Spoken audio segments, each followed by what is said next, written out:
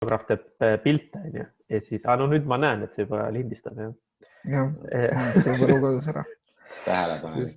Tere tulemast, hea kuulaja, vaataja, see on Mõtteaine taskuhääling või kuidas me seda alustasime? Ja me alustasime kuidagi nii, jah. Tere, mina olen Mats. Mina olen Jörgen. Ja mina olen Mattias Eerik. Ja mitu päeva on viimasest saatest? Ma pakuks, et natuke vähem kui 2 aastat.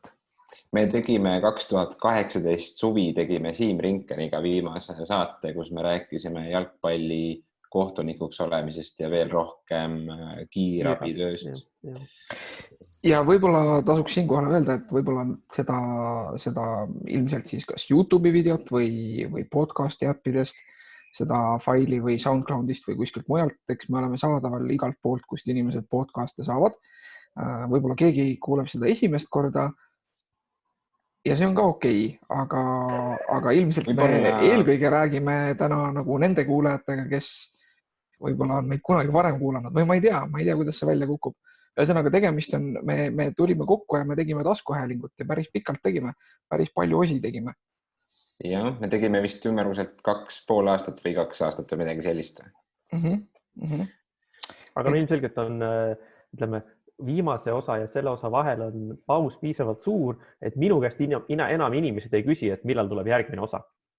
Jah, ja see oli tegelikult esimene asi, mida ma teie käest tahtsin küsida, kui ma mõtlesin, et me jälle seda saadet kokku tuleme tegema, mis meil tegelikult peame tunnistama on läbi terve selle 2 aasta pidevalt mõttes olnud. See on pakkunud meile mõtteainet. Sest minul ikkagi neid kordi, ma arvan, saab lugeda, läheb vaja ikka 2 käe sõrmi, kui mingisugused inimesed, keda mina justkui ei tundnud, a la nagu keegi poes või Woldi kuller ja oli veel mingeid siukseid asju, küsisid, et by the way, et mis Mõtteaine taskuhäälinguga juhtus, et kas on tulemas järgmist osa või ja see on olnud nagu, et võib-olla tõesti viimane selline asi juhtus, võib-olla ma olen üsna kindel, et vähem kui aasta aega tagasi. Kui minu käest keegi, ma ei tunne, küsis, et mis saatega juhtus. Ja hästi tavaline küsimus on ikkagi see, et kas te läksite tülli. On minu käest mitu korda küsitud. Ja ma mõtlen, et me võiks selle ära vastata, et tegelikult on asi hästi pragmaatiline. Me ei läinud absoluutselt tülli, vaid lihtsalt nagu see rutiin, millesse me olime nagu sisse läinud, et mingid ajad, millal me seda saadet tegime, vist nagu minu ja Mattias, et Mats, sinu elu muutus hiljem, aga nagu minu ja Mattiase elu nagu muutus tollel sügisel, mis siis oli 2017 sügis või? Muutus täpselt niiviisi, et mina läksin tööle nagu nii-öelda sellisele töölepinguga tööle, kus ma siis saate tegemise ajal põhimõtteliselt ei olnud. Läksin töölepinguga tööle ühte IT-ettevõttesse, mille nimi on Pipedrive ja Mattias hakkas rohkem aega veetma Tallinnas ja üldse hakkas kõigil hästi kiire. Niikuinii, Matsil hakkas õppeaasta ja tema võib-olla oli nagu kõige rohkem valmis, aga see oligi lihtsalt puht logistilistel põhjustel ja kuna see taskuhäälingu tegemine meie jaoks oli alati siuke nagu tore asi, mida teha ja me olime alati suhtunud sellesse niiviisi, et kui see tundub kuidagi punnitamisena, siis me seda nagu ei tee. Et niiviisi oli ka jäänud mingeid pause ja keegi 3 ei käinud mõnikord saates ja niiviisi. Ja siis niiviisi oligi, et oli nagu siuke snap ja ühel hetkel tundus, et see tegemine, eks me kaalusime igasuguseid variante, oleks tundunud siukse punnitamisena ja siis me lihtsalt ei teinud. Aga me ei tahtnud teha ka mingit siukest nii-öelda ametlikku lõppu või midagi, sest me ikkagi nagu mõtlesime, et kui tuleb siuke hetk, siis ja selleks läks vaja globaalset pandeemiat, et siis me seda teeme. Ja selles mõttes, et ma ei vaadanud täpselt järgi selles vestlusajaloos, aga mul on siuke tunne, et siuke 5-6 korda sai ikkagi see teema tõstatatud ja juba me hakkasime juba isegi rääkima nagu, et oi, aga kas see kuupäev sobiks. Ja selles mõttes... Seda kuupäeva põrgatamist ja mingi kellaaja põrgatamist juba oli paar korda, et ma mäletan ka, aga kusjuures minul käis kui meil see podcast käis ja iga nädal praktiliselt oli osa ja alguseks tuli isegi 2 osa nädalas ja nende tootmine ja nende valmis lõikamine ja nende piltide tegemine ja heliklippide kokku miksimine, et see oli tegelikult päris huvitav nagu kogemus endale ka, neid nagu produtseerida niimoodi. Ja siis mulle tundubki, et mingi hetk see hakkas kuidagi niivõrd nagu ära väsitama ja üksteiseks ka muutuma. Ja mis mina tähele panin, see, et kui me hakkasime mõtteainet tegema, siis Eestis oli võib-olla mingi 5 podcasti sellist, kes nagu niimoodi veebis tegid seda, nagu meie tegime, et mõned olid raadiosse juba läinud, mõned olid nagu ka alles alustanud. Ja siis sellel hetkel, kui me juba olime regulaarselt seda tegemas, siis tuli see niisugune podcastide laine peale ja siis palju nüüd viimase, ma ei tea, 2 aasta jooksul või pooleteise jooksul ma olen ikka vaadanud, et neid saateid on juurde tulnud ja on ka mitu tükki ära lõppenud veel pärast meidki, nii et see on natukene nagu bändi tegemine juba, et kunagi oli see, et hakkad bändi tegema ja siis vaatad, et all right, et see on nagu lahe žanr umbes või lahe asi, mida teha ja siis järsku kõik teevad seda ja siis mõtled, kurat, see pole cool enam, et mul hakkas endale järsku nagu no nii. Minu arust oli sellest isegi nagu mingil hetkel ma nägin nagu sellist, ma ei tea, kas see ühesõnaga meemi või nagu mingit igal pool jagatavat pilti, mis oli kellegi umbes tweetist, mis oli see meem, et everybody : 3 punkti ja siis nagu 3 lambi tüüpi we should start a podcast. See Twitteris ka, Jörgen, tahtsingi räägime kohe asjadest, mis vahepeal oleme tähele pannud, siis ma ei ole Twitteris aktiivne, eks ole, aga ma olen aktiivne jälgija ja mulle väga meeldib, et koroonaga on kaasa tulnud see, et Jörgen Matsi on Twitteris hullult aktiivne ja postitab igasuguseid mõtteid ja vastab igasugustele võõrastele inimestele, mingid noored inimesed, kes seal mingisuguseid elu mõtteid mõlgutavad, siis Jörgen lihtsalt vastab väga ratsionaalseid vastuseid neile. See on jah, ütleme, et huvitavad asjad või nagu nähtused, et ma nagu taasavastasin enda jaoks Twitteri, sest ma tundsin, et mul on vaja, et ühest küljest see on näiteks asi, mida ma olen vahepeal teinud, on see, et ma olen üritanud piirata enda sükest üldse nagu mõttetut mingite e-seadmete tarbimist ja sealhulgas ka sotsiaalmeedia tarbimist just.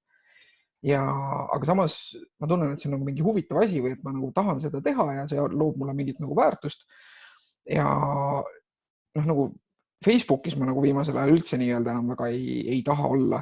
Aga ja Instagram on nagu siuke teistmoodi, et see on nagu siuke hästi visuaalne müra, aga ma leidsin, et Twitter on nagu mingi selline, see on nagu huvitav sissevaade mingitesse siukestesse väga isoleeritud nagu mikrokosmostesse. See Eesti Twitter on selles suhtes üldse nagu naljakas, et seal ongi nagu, et on nagu mingi seltskond selliseid keskealisi mehi nagu mina, kes kirjutavad nagu enamus kirjutavad, kas on paljud on mingid ajakirjanikud, poliitikud või siis nagu mingid wannabe ajakirjanikud ja wannabe poliitikud või nagu politoloogid ütleme nii-öelda. Ja siis nagu teine seltskond, siis on nagu, seal on justkui vahepeal mingi siuke tühimik ja siis on nagu inimesed, kes on vanuses nagu 15–25, kellel on nagu mingi täiesti oma nagu mingi subkultuur ja mõlemas on nagu, et nii-öelda mõlemas nagu aktiivsete osaliste nagu hulka, me saame lugeda nagu maksimaalselt sadades, eks ju.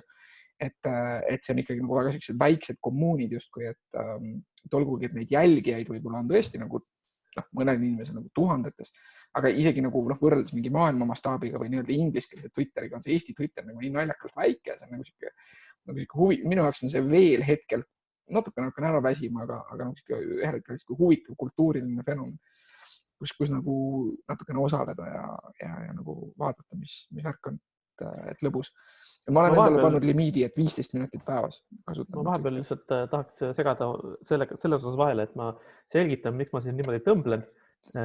Mul on üks väga aktiivne kass, kes nõuab tähelepanu pidevalt, nii et sellepärast mu pilk liigub kõrvale ja ma siin nihelen, aga see ei tähenda, et ma ei kuulaks. Lemmikloom või laps Zoomi kaadris, see on praeguse ajastu norm.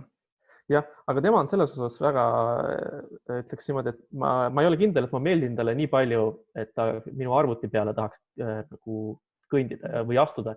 Et muidu see on nagu see väga levinud see, et kass tahab olla klaviatuuri peal ja ronida igale poole, et tema on selline, kes nagu minu kirjutuslaua peale ja arvuti ümber väga ei tiku.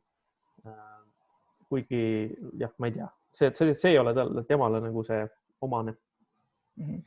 Mats, kuule, kui sa Tallinnasse kolisid, et ega sa juhtumisi vanasse ETV stuudiosse ei kolinud elama? See on nii halb väli, ma kohe selgitan, et vaata need asjad su selja taga seal, need näevad välja nagu need reisile sinuga saate, need voldikud sellised. Jah, tähendab selles mõttes, et vajadusel saaks neid kindlasti sellena kasutada, aga ei, et need on põhimõtteliselt on tegemist minu magamistoa seinaga. Et, see on portable sein, selline nii-öelda, et teeme privaatsust juurde, kui on maja ja siis teeme ruumi avaramaks, kui on maja.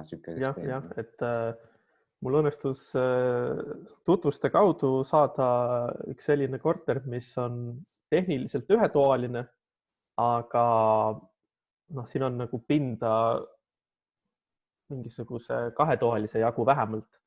Et ma olen väga rahul sellega asukoha ja kõige muuga. Nii et jah, ma olen, nagu Jörgen ennist mainis, et vahepeal ka mina olen teinud läbi erinevaid elumuudatusi. Ja ma nüüd just äsja mai alguses kolisin poole kohaga Tallinnasse. Asusin ka uuele töökohale, kuigi mitte täielikult, et ma edaspidi jagan oma aega siis Tallinna ja Tartu vahel, Tartu Ülikooli ja ühe advokaadibüroo vahel.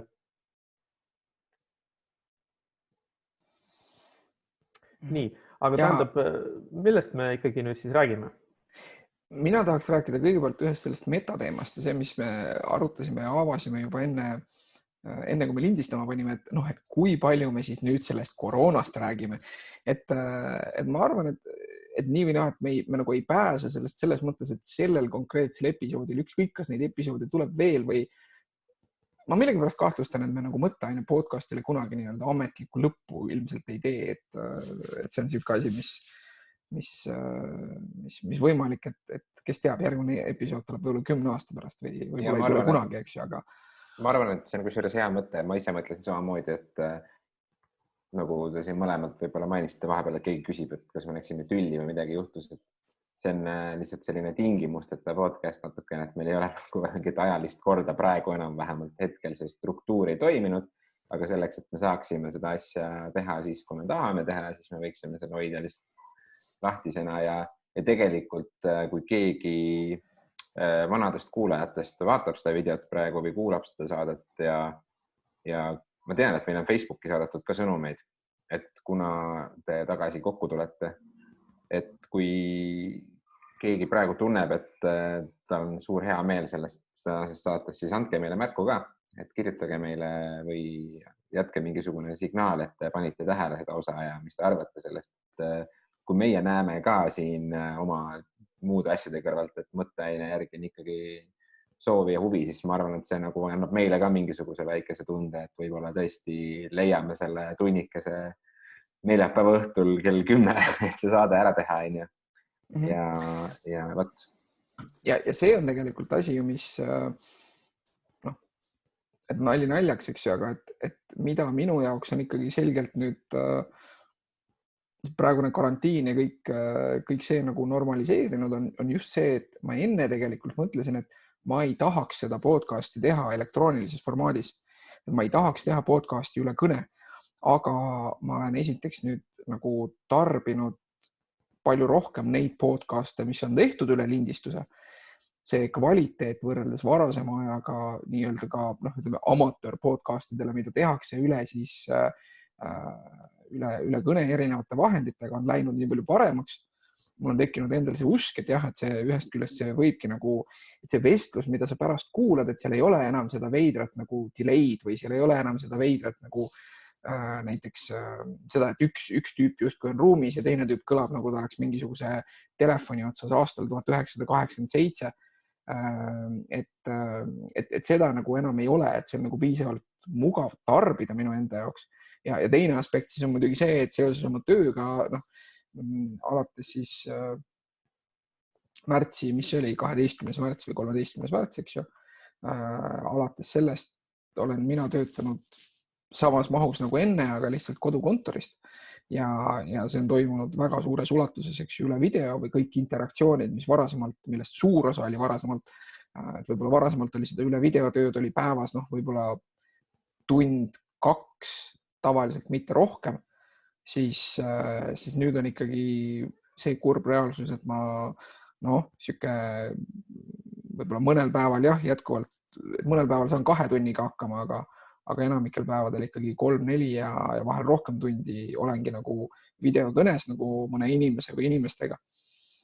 Ja see on nagu minu jaoks nagu normaliseerinud seda, et miks mitte teha ka nagu mõtteainet niiviisi, et võtame siis lõpuks kätte ja teeme lõpuks selle ühe episoodi. See oli mul küll, et ma ei mõelnud, et see on nagu closure, et me kuulutame välja, et me nüüd lõpetame, laseme mingeid kelli ja vilesid, vaid pigem just seda, et anda nagu inimestele tagasisidet, et me ei läinud tülli ja teisest küljest siis ka tõesti nagu kraadida seda, et huvitav oleks teada, et kas keegi veel mäletab, kas keegi veel hoolib.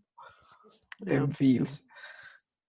Tähendab, kui nüüd ikkagi, millest asi algas? Asi algas sellest, et Jörgen püstitas selle küsimuse, et kui palju sellest koroonast rääkida. Ja samas Jörgen eelnevalt mainis, et Facebookis enam eriti ei taha olla. Ja mina tahaks nagu siis nendele mõlemale siis nagu nii-öelda vastata või nagu nii-öelda peegeldada sealt, et kui mina käin täna Facebookis, siis kõik need lingid ja postitused, mis räägivad sellest viirusest ja haigusest otseselt või umbes nendest laiematest sotsiaalsetest mõjudest või nendest mingitest, ma ei tea, meetmetest, mida inimesed võtavad ette, et seda nagu seda olukorda leevendada ja nii edasi, siis ma lihtsalt nagu vaatan kõigist sellest mööda, sest et ausalt öeldes see on kuidagi nagu see, et see tundub nii, ma ei tea, mul on nagu juba täiega villand sellest või see kuidagi on nagu see, et noh, ma ei tea, mina seda nagu ei vaata, nii et selles mõttes ma arvan, et sellest viirusest ja sellest haigusest, sellest nii-öelda sellest kõigest sellest ma tõesti ei viitsiks ja ei tahaks nagu rääkida, eriti kuna ma ei ole valdkonna ekspert, et siin teha mingisuguseid hinnanguid selle kohta, et ma ei tea, et millised on meie võimalikud ootused ja mis on mingisugused terviseohud ja et kas kanda maske või mitte, on ju. Aga noh, selles mõttes on see, et paratamatult me ei saa mööda sellest, et see uus elukorraldus on meie enda elusid niivõrd palju muutnud tõenäoliselt, et noh, nagu see tekitab kindlasti selliseid kogemusi ja juhtumeid või nii-öelda sunnib meil asju nägema uue nurga alt. Et noh, sellest me ilmselt mööda ei saa. Ja sellega seoses mul on tegelikult mõned niisugused huvitavad lood, mis ma tahaksin inimestega jagada. Ma olen päri, et seda, et mis mõttes nagut oleme me saanud ikka nagu söögi alla ja söögi peale oma eludest tõenäoliselt. Minu konkreetne, ma mõtlesin, see oli nagu see, et ma nägin seda ja mu peas oli mõte, et see oleks ideaalne, nagu, et kui nüüd oleks mõtteaine podcast, siis oleks nagu, et mis mõttes nagu, ja see oli see, kui ma tulin autoga kuskilt, see võis olla eelmisel nädalal ja ma nägin taskukeskus Tartus, selle küljel nägin suurt välireklaami, mis seal on üks suur ekraan, kus siis kuvatakse erinevaid reklaame ja seal oli reklaam, mis siis oli lihtsalt nagu valge taust ja musta kirjaga üks veebiaadress, mis oli www.avaliksidekriipskiri.ee. Kas te olete seda juba näinud? Ma olen mingeid linke sellele näinud, jah. Et peab tunnistama, et hea reklaam, et mul oli nagu see, et okei, et kui ma auto ära parkisin, siis ma arvan, et ma isegi võib-olla juba võtsin telefonist lahti selle ja selgus, et tegemist on nagu esmapilgul, see ongi nagu nii-öelda siis avalik kiri, kes tahab siis veebist vaadata, kuigi ma väga ei tahaks nagu traffic'ut ajada sellele leheküljele, aga et see on niisugune nii-öelda avalik kiri, mis hakkab nagu suhteliselt viisakalt ja nagu küsides küsimusi nagu Eesti valitsuse ja Terviseameti käitumise kohta seoses koroonaga, aga järjest edasi, siis ta lõpuks on ikka full vandenõu ja alla kirjutanud Hando Tõnumaa, kes on tuntud kui Telegrami eestvedaja. Ja Mariann Joonas samuti, jah. Jah, et see siis mul oli nagu see, et mis mõttes nagu, et kas me olegi või noh, mu esimene mõte vist oli see, et kes selle eest maksis ja huvitav, kui palju see maksis. Domeen ei maksa palju ju. jah, eriti võib-olla praegusel ajal. Ei, ma ei mõelnud domeeni, ma mõtlesin reklaami nagu suurt välireklaami. Okay. Nagu kesklinnas. Aga samas, eks ju, mis on alati olnud siuke tore Tallinna fenomen on see, et seal on ka nagu päris suured välireklaamid, et Marina ja Izvini ja südamed kuskil Kristiine keskuse ja Viru keskuse küljes. Ma olen ikka aeg-ajalt neid näinud. Ja ma vist kuna nüüd märtsis märkasin seda, et Tallinnas oli see Keskerakonna reklaam kuskil Kristiines, kus selle linnaosa mingisugune kõige popim kandidaat soovis naistele head naistepäevad. Tal oli siukene mingi tulbikene oli käes seal plakati peal, siis oli seal üleval oli venekeelne tekst ja all oli väike eestikeelne tekst ka. Ühesõnaga, see on, ma tahtsin lihtsalt lühidalt öelda, et mina arvan samuti, et meil ei maksa rääkida sellest viiruse hirmust või sellest pandeemiast niivõrd nagu sellest meedia ja kõik me oleme juba 2 kuud saanud lugeda ja ära väsida. Et lihtsalt see elukorraldus ja see on muutunud ja meil on olnud aega sellega harjuda ja minu meelest huvitav ongi see, et inimene harjub just kui kõigega, et see on nüüd kuidagi nii tavaline järsku või kuidagi, et vaikselt on juba nagu väsinud selles, et mida me siin nii kaua nüüd istume ja kuigi uudistes praegu räägib palju sellest, et nüüd võib oodata siis nagu sügise poolest teist lainet, et see tekitab minus näiteks isiklikult natuke ärevust, et kui lapsed nüüd lähevad sügisel tagasi kooli ja hakkab see nagu jama uuesti peale, et tuleb see koduõpe ja kodus töötamise jagamine ja samal ajal teed veel süüa ja see korralagedus ja nagu ma näen seda enda laste päevarutiinist ka, et see on tegelikult hästi kehva, et sellega saab hakkama, et mul samamoodi nagu Jörgenil ja ma usun, Mats, võib-olla sinul ka, et ma saan päris palju ilusti kodus töötada ja minu töö tegelikult ei ole õnneks muutunud. Sisu on paljus muutunud, aga nagu see minu tööaeg kuidagi jääks tegemata õnneks ei ole ja selles mõttes mul on väga vedanud võrreldes võib-olla paljude teistega, kellel ei ole niivõrd vedanud. Aga jah, et seoses sellega, et me oleme siin olnud kinni ja mina ise võtsin seda karantiini algus väga-väga pikalt, väga tõsiselt ja püsisin ikkagi rekord aega toas. Pole elus varem nii kaua olnud toas. Aga mis paneb hindama ongi need lihtsalt sellised väikesed väärtused, et lihtsalt jalutuskäigud ja mingisugused aktiivsed tegevused, mis ei nõua mitte midagi muud kui see, et sa saad lihtsalt õues veeta natukene aega, on olnud minu meelest väga nagu erilised nüüd. Ja võib-olla sellega seoses ka, et on kevade tulek ja väljas on soe ja siis tuleb selline jälle nagu väikene, nagu tuleb selline hea kevade soe tunne tuleb peale, siis see on ka nagu mõjunud jälle niimoodi, et nüüd me oleme olnud 2 kuud ja siis nüüd järsku on väljas jälle soojem ka, et siis on nagu tundub, et kõik hakkavad vaikselt meelestuma sellele, et okei, me võime jälle väljas käia ja teha mingisuguseid asju, aga ma arvan, et eesliinil nagu sinna pea ees nagu sisse-tagasi joosta, mina seda päris ka õigeks ei pea, et kui siin koolid tehakse maikuus lahti näiteks mingitele väiksematele gruppidele, siis ma ise nagu, kui ma käiksin koolis, siis võib-olla vaataksin, kuidas teistel algusest läheb, eks see oleneb ka individuaalselt, et ometi saab ju suurema töö ja kõik asjad siit digitaalselt ära teha, et see 2 nädalat enne, kui koolid lõppevad või näiteks ka lastest rääkides, siis ma ei näe, et mis need enam niivõrd palju muuta saavad, aga võib-olla Mats, sul on rohkem selle kohta öelda, et miks võib-olla on vajalik, et veel maikuus ikkagi pigistada need 2 või 3 nädalat kooli juurde või nii edasi. Selles mõttes, et ma tean, et Tartu Ülikool igal juhul on sisuliselt võtnud selle seisukoha, et semester tehakse lõpuni e-õppes, välja arvatud nende erialadel ja nendel tingimustel, kus see on nagu absoluutselt vältimatu, mis siis puudutab näiteks neid inimesi, kes siis peavad laborites midagi tegema. Aga ütleme, et humanitaar- ja kunstide valdkonnas, kus mina töötan, et seal on nagu sedasi, et õppetöö on e-vormis, lõputööde kaitsmine on e-vormis, lõpuaktus on e-vormis, diplomitele lähevad inimesed järgi ükshaaval allkirja vastu, nii et selles mõttes muidugi natukene võib-olla on nendest inimestest kahju, kes tänavu esimest korda ülikooli lõpetavad, aga mul on tegelikult selles mõttes mul on hea meel, et ma olen Tartu Ülikooli juba 2 korda lõpetanud, olen Tartu Ülikooli ja üldse olen 3 korda lõpetanud ülikooli ja siis mul oli nagu see, et nüüd ma peaksin saama oma õigusteaduste baka kätte sellel suvel. Ja siis ma nagu mõtlesin, et kas ma nagu lähen sinna aktusele või ei lähe, et teiste inimeste jaoks on see kindlasti nagu suur asi, aga minu jaoks on see kuidagi nagu niimoodi, et mis seal ikka. Aga samas oleks nagu vahva minna ja suruda kätte ja saada oma diplom. Aga nüüd õnneks mul seda probleemi selles mõttes ei ole, et maailm otsustas minu eest ära, et seda tseremooniat ei toimu. Ja siis ma lihtsalt saan oma diplomi kunagi hiljem kuskil kätte.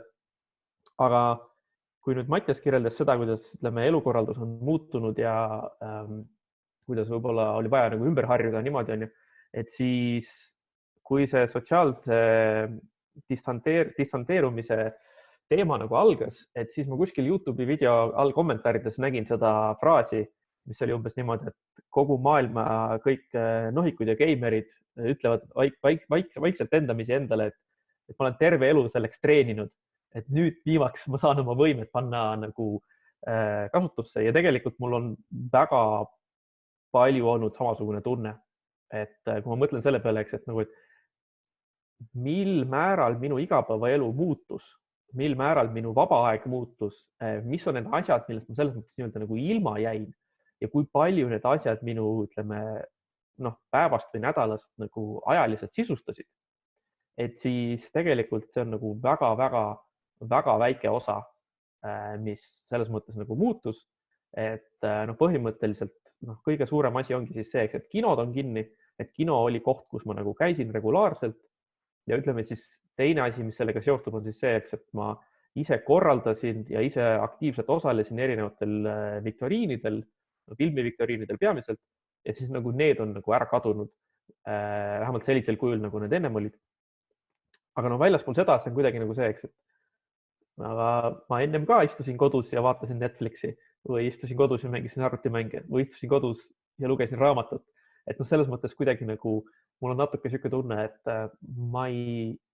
kohati on nagu see, et ma ei tunne, et minu elu oleks palju muutunud ja kui Mattias rääkis veel sellest, et ta oli korralik ja istus kodus, siis mina just ei olnud korralik ja käisin päris palju kontoris tööl, aga ma nagu selles mõttes olin hästi ettevaatlik ja hästi teadlik ehk et kui ma jalutasin kontorisse, siis reaalselt oligi niimoodi, et oli päevi, kui ma ei näinud ühtegi teist inimest, rääkimata sellest, et ma oleks neile olnud piisavalt lähedal.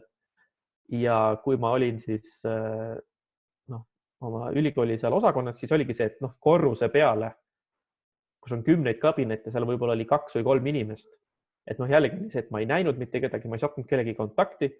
Ma väga tihti aktiivselt puhastasin neid ukselinke, mida ma kasutasin ja oma käsi. Et selles mõttes oligi nagu see, et ma ei näinud, et kontorisse minek oleks nagu reaalselt nagu muutnud midagi võrreldes sellega, et ma olen kodus. Ja siis oligi nagu see, et ma kuidagi nagu elasin sellises naljakas mullis, kus tundus, et kogu see nii-öelda muutus, mida teised inimesed läbi elavad, ei ole minu elu nii kuidagi jõudnudki. Nagu on mingi klassikaline Rootsi lasteraamat vist on nagu mingisugune pallepäev või midagi niisugust, kus poiss ärkab hommikul üles ja ta on nagu terves maailmas üksinda. Et siis natukene seda vibe'i. Ja, ma tean küll seda raamatut, jah. Ma tahtsin ise kommenteerida nagu 2 nurga pealt, et just see mõjutamisest ja sellistest või et kui palju see on nagu mõjutanud kedagi. Et minu üks suur asi on ju see, et me tegelikult siiamaani ei tea, mis saab nagu sellest nagu spordist, millele ma olen pühendanud, eks ju, praeguseks juba peaaegu pool oma elust. Et ikkagi sellega seoses tuli ka nagu keelde huvitav termin või see tegi nagu meile palju nalja, et Terviseamet kasutas treeningute suhtes terminit vältimatu maadlusolukord. Et ühesõnaga, et neid alasid, kus on nii-öelda vältimatu maadlusolukord, et neid siis soovitatakse nagu mitte teha praegu veel. Hoolimata sellest, eks ju, et siis see õues nagu sport justkui praeguseks hetkeks on juba lubatud. Ja selles plaanis me ka oma spordiklubis ka kaalume vaikselt, et ilmselt mingis formaadis nagu treeningutega me vaikselt nagu proovime alustada, aga sisuliselt nagu ütleme ka seda, et inimeste suhtumise osas ja nagu seda, et noh, ma siiamaani arvan, et see jiu-jitsu või Brasiilia jiu-jitsu on nagu väga sihuke unikaalne ja väga mitmes mõttes väga kasulik nagu harrastussport, mida laiemalt promoda ja millega ma väga oleks edasi tahtnud tegeleda.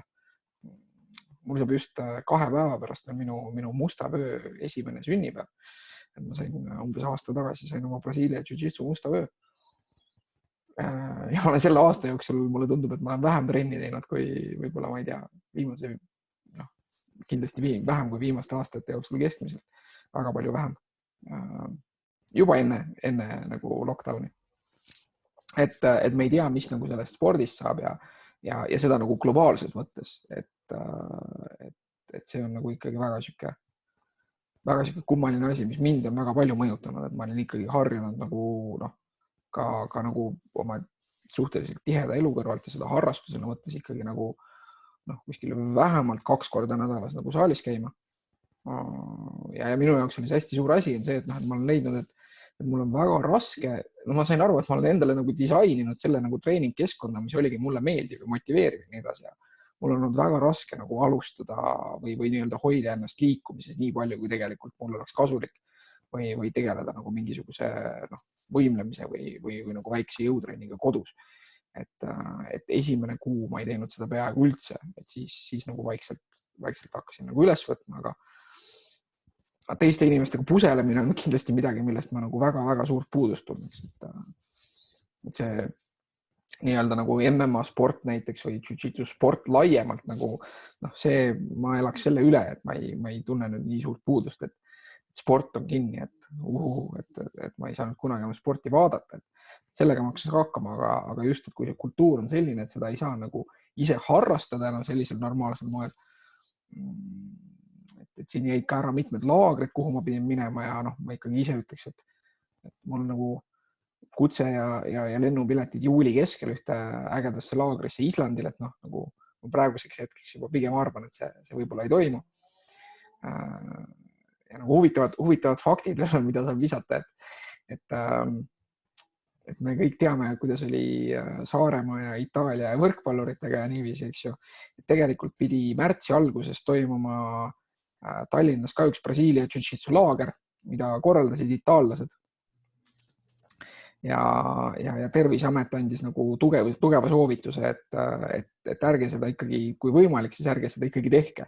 Ja siis nii-öelda nagu Eesti-poolsed kontaktid nagu ütlesid, et sorry, et me ei võta seda riski.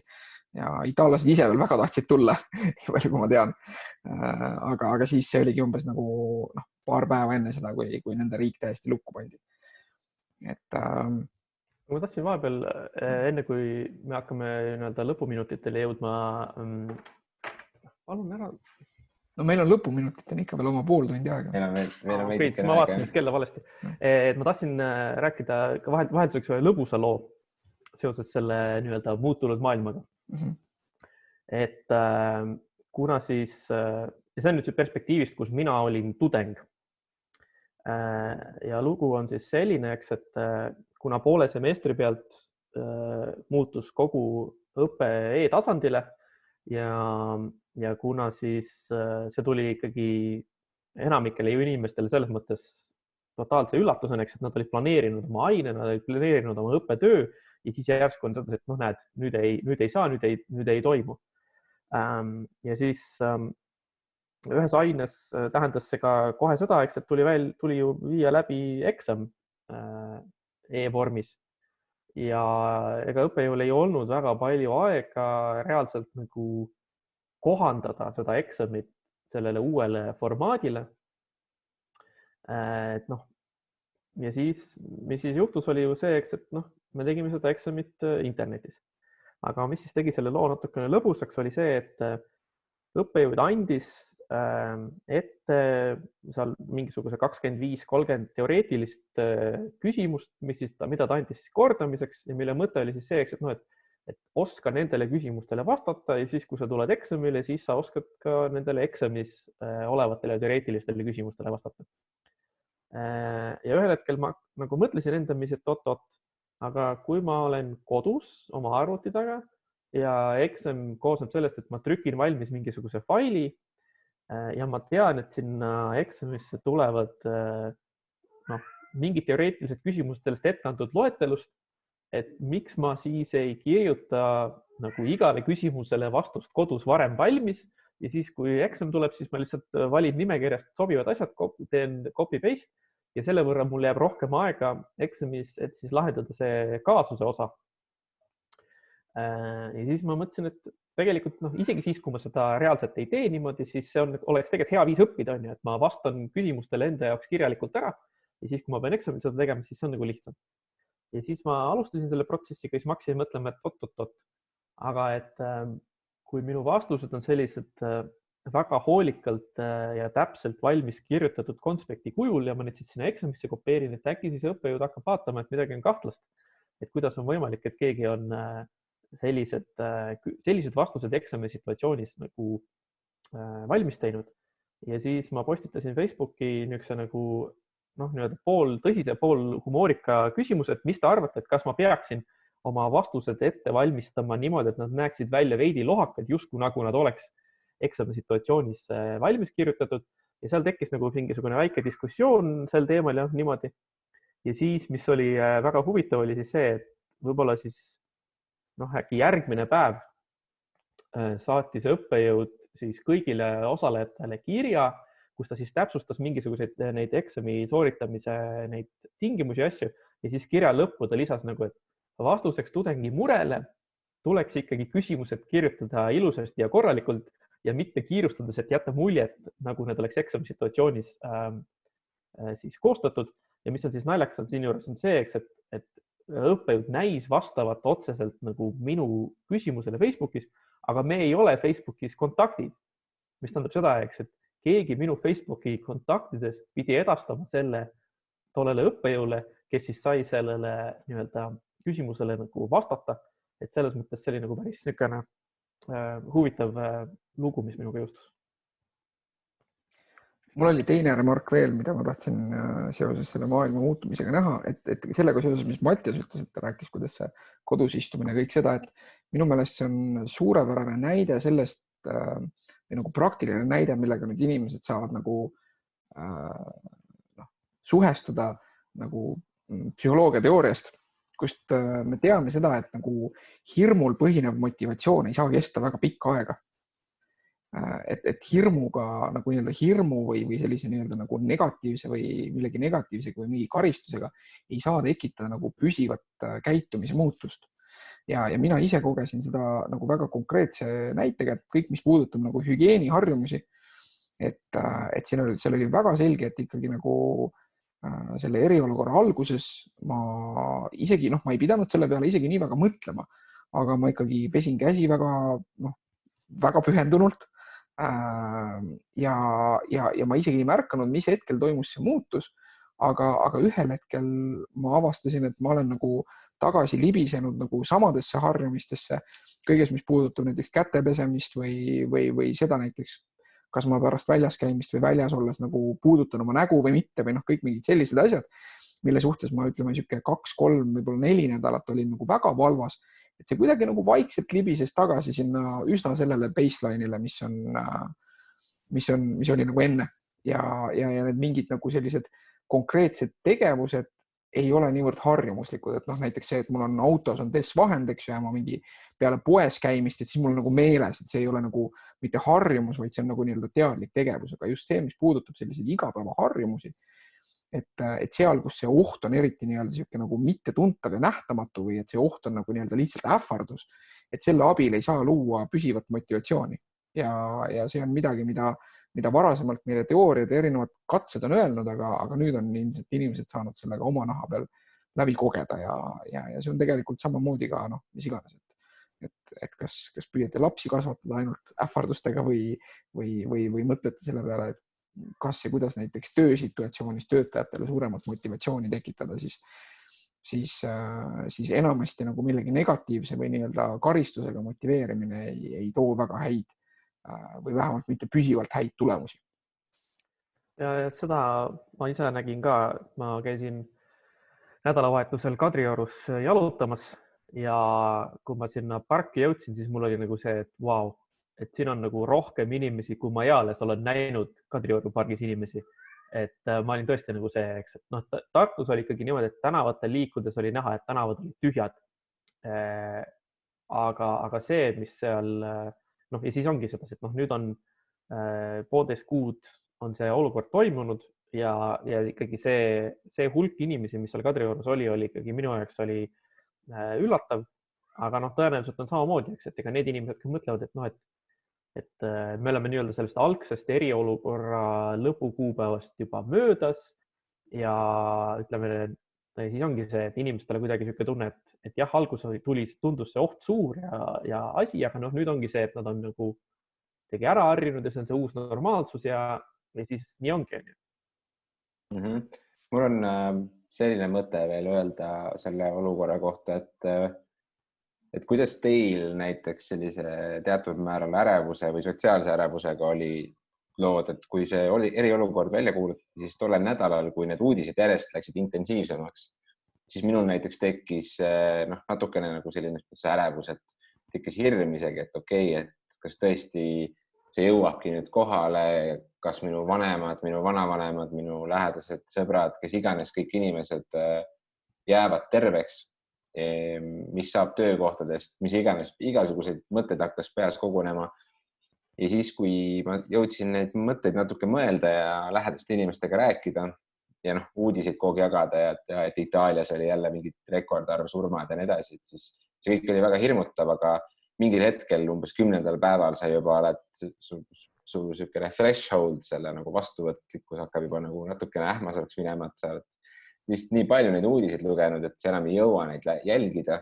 Ja siis näiteks nagu Mats sinul ka, et sa enne ütlesid, et see tegelikult nagu väga palju elustiilis midagi ei muutunud või see nagu see olukord oli meeldiv pigem, et mul avaldus ka nagu enda üllatuseks, et ma alguses arvasin, et ma olen väga selline väljapoole elab ja justkui nagu, et ma naudin seda, et mul on mingisugused tegevused ja kohtumised ja asjad, siis tegelikult mulle väga on meeldinud see, et ma tean seda, et mul kindlasti ei ole tegevusi väljaspool kodu olnud mingi aeg nüüd, et saan täiesti rahulikult puhata, ma tean seda, et ma ei tee plaane, mul ei olegi võimalik mingisuguseid plaane teha, et see mingil määral vastupidi just ärevust väiksemaks võtnud ja teinud minu elu palju lihtsamaks, et ma olen keskendunud kodus võib-olla rohkem mitmekülgsele toidu valmistamisele, olen lastega saanud lähedasemaks sellepärast, et nüüd ma teen nendega päriselt ka mingid koolitöid, varem ma nagu lihtsalt vaatasin, mida nad koolis õppisid rohkem nii-öelda. Siis lihtsalt on aeg olnud palju enda asjade üle mõelda, enda peale mõelda, mitte niivõrd palju sellele, et mida keegi teine kuskil teeb ja kus mingid sündmused on, et sa näed, mida teised inimesed teevad. Et kindlasti sotsiaalmeedia on jätkuvalt see aken nagu, aga järsku terve maailm oli samamoodi kodus, et siis see aitas nagu võib-olla rohkem enda asjadele minu puhul näiteks keskenduda ja mina tunnen küll, et see karantiinis olek on olnud pigem positiivse mõjuga ja see esialgne hirmutunne on asendunud pigem nagu seesmise rahuga, et ma ei tea, kuidas teil tunded on? No mina võin öelda, et vahetult pärast seda, see oligi siis see märtsi keskpaik, et ütleme sellel hetkel mul oli niisugune 5% oli sellist kuidas öelda, niisugust nagu ma püüan leida õigeid sõnu, et ma ei paistaks liiga veider inimene, et mul oli kuidagi niisugune nagu mitte rahulolu, aga niisugune siis kergendustunne või? Seoses sellega, eks, et et nagu kui on tõepoolest nii väga nagu halb, et see kuidagi nagu muudab maailma selliselt, et kõik need asjad, mis vanasti olid olulised ja läksid arvesse, enam ei ole olulised ja ei lähe arvesse ja siis on kuidagi nagu see mingis mõttes nagu vabastab sind mingisugustest vastutustest või vabastab sind mingisugustest kohustustest või normidest.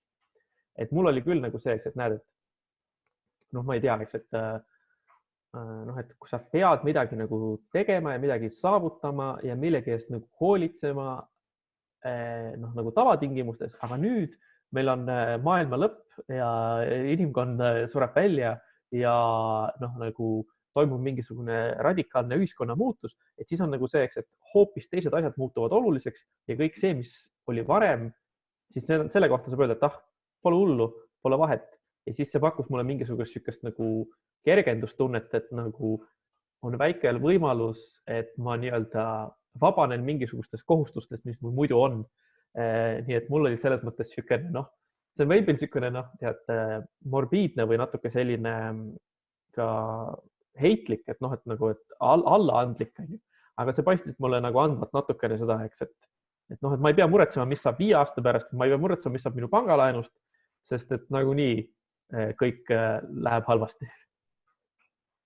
Ja koosolekutel ei pea pükse kandma. Jah. Me ei kanna praegugi pükse, nii et palju õnne meile. Miks te vaikite, nagu teete imelikuks selle nagu? Jah, nii. Mina mõtlesin, et võiks rääkida, et aga mis on mingisugused asjad, et võtaks kõik kokku, jagaks omavahel ja kuulajatega, et mis on mingid huvitavad avastused, mida te olete nagu enda jaoks avastanud just nagu meeldiva poole pealt. Et mitte seda liigselt nagu selle karantiini asjaga, aga tõenäoliselt teie ka, sest ma ise olen küll nagu mitmeid asju enda jaoks leidnud, näiteks Twitteri, eks ju, et mida teie olete nagu enda jaoks leidnud, millest te võib-olla mõtlete ka, et isegi oletame, et kui see nii-öelda sotsiaalne olukord ja elu peaks normaliseeruma 100% selliselt, nagu ta enne oli või väga lähedaselt sellele, et siis te arvate, et see asi või need kogemused või et see jääb nagu teiega, et see on nii-öelda midagi, mida te hindate ka siis. Mina jään praegu vist vastuse võlgu, et mis selles valguses, kuidas sa rääkisid, et väga midagi ei muutunud, aga siis lihtsalt mõelda, et mis on näiteks mis on parim asi, mida sa Netflixist selle aja jooksul oled vaadanud? Ma arvan, et alustage teie ja siis ma võib-olla vahepeal mul särtsatab midagi. Minul näiteks on see, et mul on kodus siin see PlayStationi konsool ja see on olnud juba tegelikult üle aasta aja siin. Lapsed on sellega peamiselt mänginud, aga karantiinis olek on andnud mulle võimaluse rohkem mänge proovida. Ja ma olen nagu avastanud, et nende mängude mängimine on kindlasti mõjunud ka rahustavalt ja mõnusalt. Ja on kindlasti praegu näiteks sellel ajal, kus ma pole saanud näiteks enda hobidega tegeleda, milleks on muusika, bändi tegemine, mis on samuti seisma jäänud, siis see tunne, mida sealt sain varem, siis see kombineeritud, ma olen ka hakanud muuseas näiteks ise kodus oma keharaskusega tegema trenni, käin jooksmas juba mingi 4 nädalat vist nagu järjepidevalt ja see kõik on väga hästi mõjunud lihtsalt mulle, et ma leian, et kõiki neid asju ma teeksin ka edaspidi ja tegelikult olen mingil määral ka teinud enne, kui see karantiin algas, aga need on sellised väga klišee asjad, mida öelda, aga nagu tegelikult midagi erilist siin, tõesti mingit enneolematut asja siin pole tõesti nagu juhtunud. Mida sa mängid? Mis on nagu mäng, mis pakkus? Spordimänge olen hakanud mängima, et varem enne karantiini ma mängisin näiteks Red Dead Redemption 2. osa 2 korda läbi mingi üle pika perioodi nagu. See mäng mulle väga meeldis ja siis ma olen selline, et kui ma leian ühe mängu, siis ma üldiselt nagu panengi seda tähele ja muud ma väga tähele ei pane. Aga nüüd ma olen hakanud rohkem spordimänge tähele panema, et need on selles mõttes meeldivad minu jaoks, et mul ei ole vahet, kas ma mängin näiteks NHL-i hokimängu või mängin mingit MLB pesapallimängu või mängin mingisugust UFC mängu või mis iganes ma mängin, siis kõik need spordimängudes on nagu see üks matš korraga, et ma saan selle väikse mängimise vajaduse sealt kätte. See võtab võib-olla mul pool tundi, võib-olla võtab vahepeal tund aega, aga see ei ole niimoodi, et mul jääb mingi storyline nüüd seal kinni, et ma pärast ei mõtle selle peale absoluutselt, et see on niisugune hea nagu asi, mida teha. Et jah, võt. Ja, tegelikult mul nüüd tulid mõned asjad, mida ma võiksin nagu siia sellele Jörgeni küsimusele vastuseks öelda, et esimene asi on siis see, eks, et sel ajal, kui ma tegin oma doktorantuuri, siis ma sellega seoses reisisin hästi palju, sellepärast, et ma käisin, esiteks siis ma reisisin Eesti ja Suurbritannia vahet ja teiseks ma siis käisin igal pool konverentsidel ja suvekoolides ja asjades ja ma lendasin nagu väga palju ringi ja siis ma nagu tihti mõtlesin selle peale, et noh, et lennujaamad on need kohad, kus on kerge saada mingisuguseid pisikuid külge, sellepärast et inimesed igalt poolt erinevatest kohtadest on tihedalt ühes kohas koos ja lennuk samamoodi. Ja ma nagu tihti mõtlesin, et ei tea, kas ma äkki peaks endale soetama niisuguse maski, millega reisida. Et see on nagu väga väike investeering ja see on nagu väga odav kindlustuspoliis. Et selles mõttes seda nagu kasutada sellistes situatsioonides. Aga ma kunagi nagu ei tundnud, et see oleks nagu nii vajalik ja ma kunagi nagu see ei olnud ka nagu selles, et kuna ütleme erinevad Aasia riikides, siis Eestis ei ole nagu see, et sa lihtsalt lähed mingisse suvalisse poodi ja see on seal teiste riideesemete kõrval samas saadaval, sest ma ei tahtnud mingisugust koletat masti, ma oleks tahtnud sellist maski, mis näeb ka hea elus välja. Nii et see jäi nagu sinna, aga nüüd mõni aeg tagasi ma nägin siis Facebookis üks inimene nagu reklaamis omaenda käsitsi tehtud maske ja need nägid head välja ja mõtlesin, et aga ma ostan selle.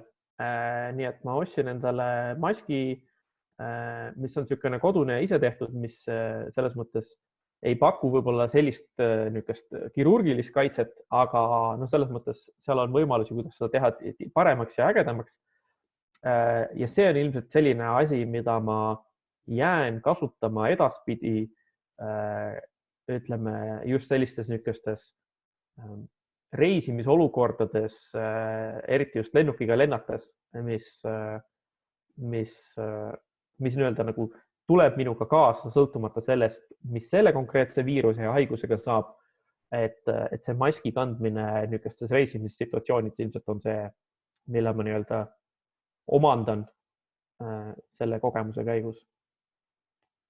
Ja mis puudutab soovitusi, mida vaadata või kuulata, et siis mul on kaks asja, mida ma võib-olla soovitaksin.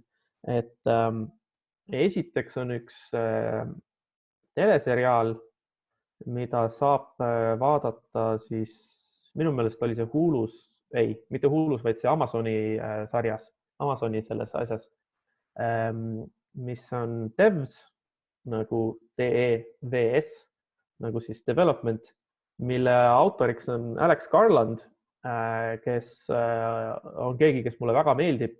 Ta tegi Ex Machina ja ta tegi siis Netflixiga paar aastat tagasi Annihilationi ja ta on tõesti selles mõttes selline autor, kelle ulme, mida ta teeb, küsib niisuguseid julgeid küsimusi, käsitleb nagu tõsiseid teemasid, ei ole liiga niisugune, et ma seletan sulle kõik lahti, et ühesõnaga nagu usaldab vaatajat natukene mõtlema, ta usaldab vaatajat natukene juurdlema ja kellega on niisugune parajalt tagasihoidlik visuaalne stiil mulle meeldib ja see sari oli nagu päris hea ja ütleme niimoodi, pakkus mulle selles mõttes päris kõvasti mõtteainet, et ma olin nagu niimoodi, et ma ei ole päris kindel, kuidas mina selles asjas käituksin või mida see nagu maailma kohta ütleb.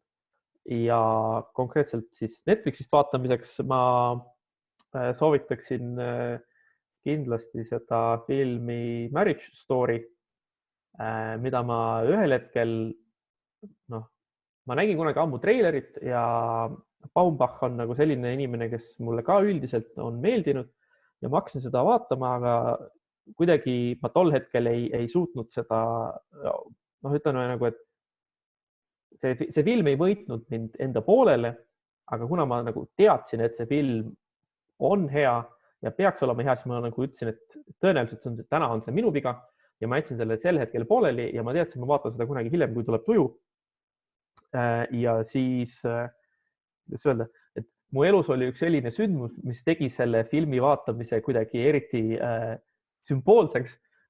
Ja siis ma vaatasin seda filmi nii-öelda väikse huumoriga selles mõttes ja see oli tõesti hea film ja ma arvan, et see mõju ja see, ütleme, efekt, võib-olla mõnevõrra oli võimendatud sellest, milline oli minu enda elukogemus, aga selles mõttes ma arvan, et see on väga hea film sellegi poolest, sõltumata, milline on su enda nii-öelda isiklik suhete situatsioon.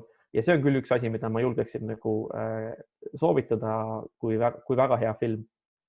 Kusjuures väga hea, et sa tõid selle teema üles, et see film oli tõesti liigutas mind ka ja ma ütleks, et üks põhjus võib-olla, miks see film on niivõrd edukas ja hea ja läheb inimestele peale, on see, et suur osa maailmast on neid sündmusi ühel või teisel viisil läbi elanud, mis seal filmis näidatakse ja see on hästi paljudele inimestele nii-öelda relatable film ka.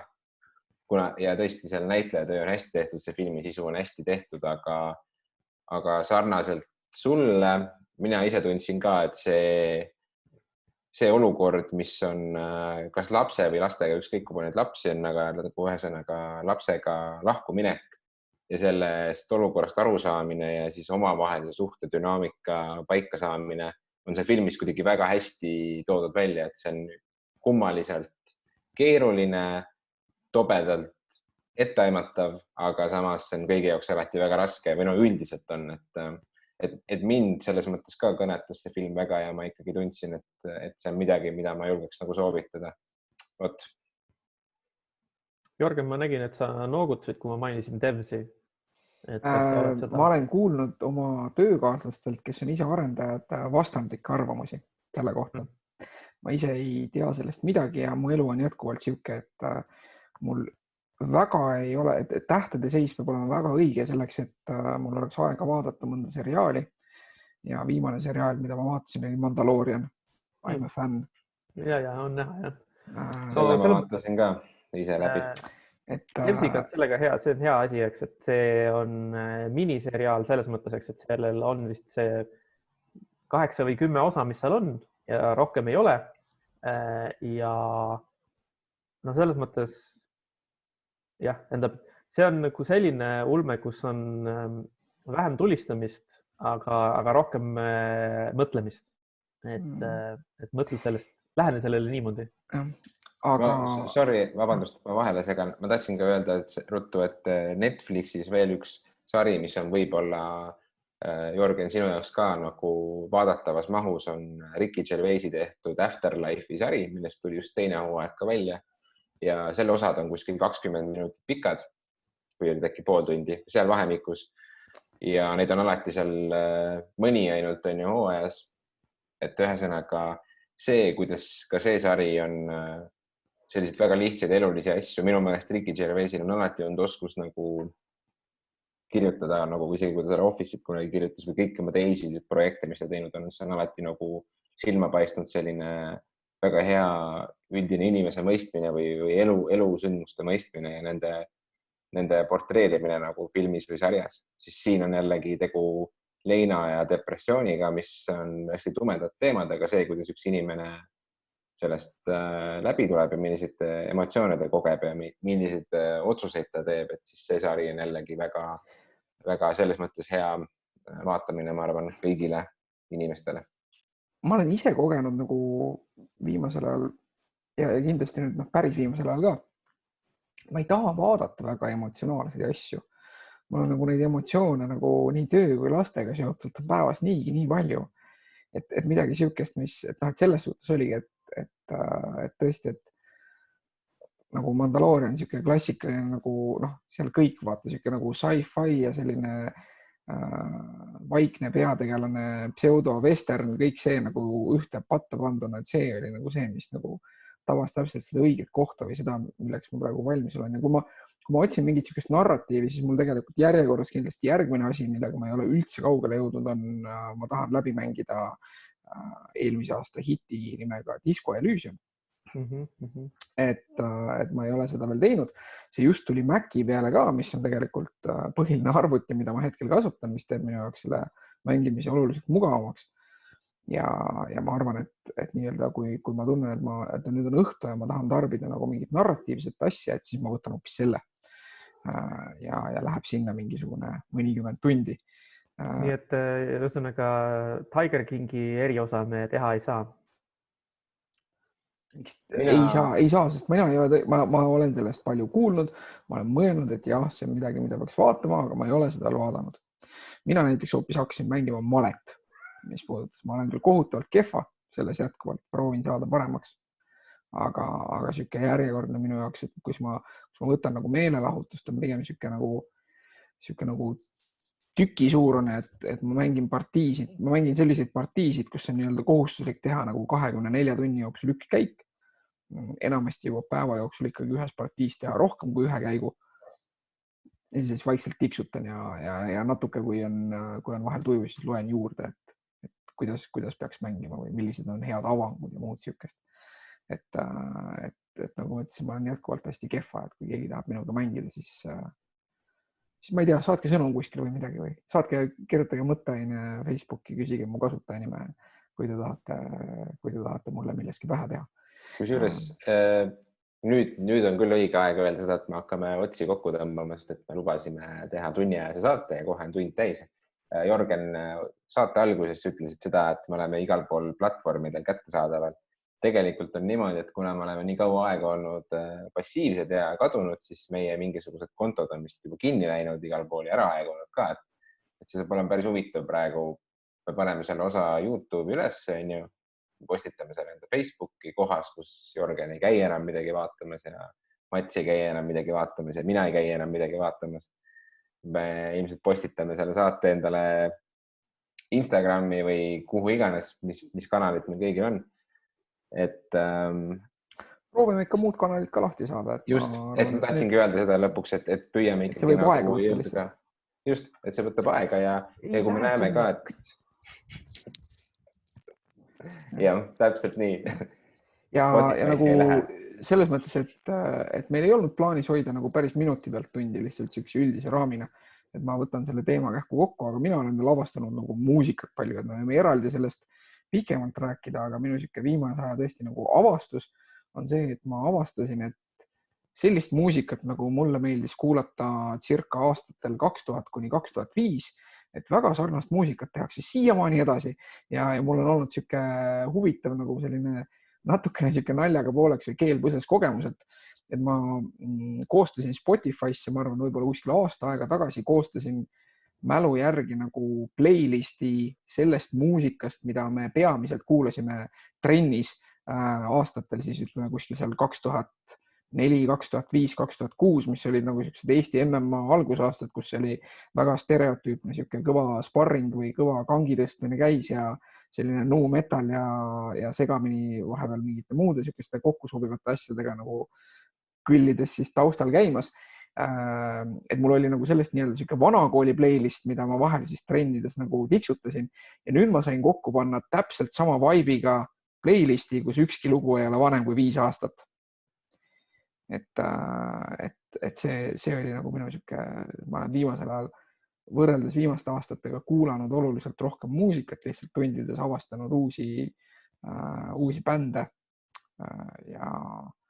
ja võib-olla mingid konkreetsed soovitused, ma ei tea, kui kuulajad tahavad muusikasoovitusi, siis ma ei hakka pikalt seda teemat praegu lahkama, et jätame selle järgmisesse saatesse, mis tuleb võib-olla 5 aasta pärast. Kuule, Jörgen, mina tahaks küll sinuga malet mängida, sest et mina ei ole ka väga hea, et siis ma tahaks nagu proovida, et mis huvitav mis meie nagu omavaheline tase on. Davai. Et kirjuta mulle, kuidas see käib. On see internetis mängimine. Chess.com on see keskkond, mida ma peamiselt kasutan. Kuigi ma mainin siinkohal ka ära, sest see on mu ühe töökaaslase siuke hobiprojekt, et tegelikult meil on Eestis väga kõva keskkond nimega vint.ee. Kes ei ole käinud veel vint.ee, siis see on siuke Eesti mõttespordiportaal, millel tegelikult on väga palju kasutajaid ja väga ägedaid võimalusi, et kui sa just tahad nagu teiste eestlastega nagu suhelda ja mängida erinevaid, seal ei ole ainult male, seal on igasugused muud nii-öelda mõttespordialad ka. et siis minge ja mängige vint.ee-s. Vot. Kas tõmbame tänaseks otsad kokku? No, jätkuvalt tülli ei läinud ja kes teab, võib-olla tuleb kunagi järgmine osa. Igatahes nägemiseni, kuulmiseni, mul oli tore teid näha ja... Nukid ka? Jep. Nukid. Põmm. Davai. Davai. Lahe. Tšau. Tšau.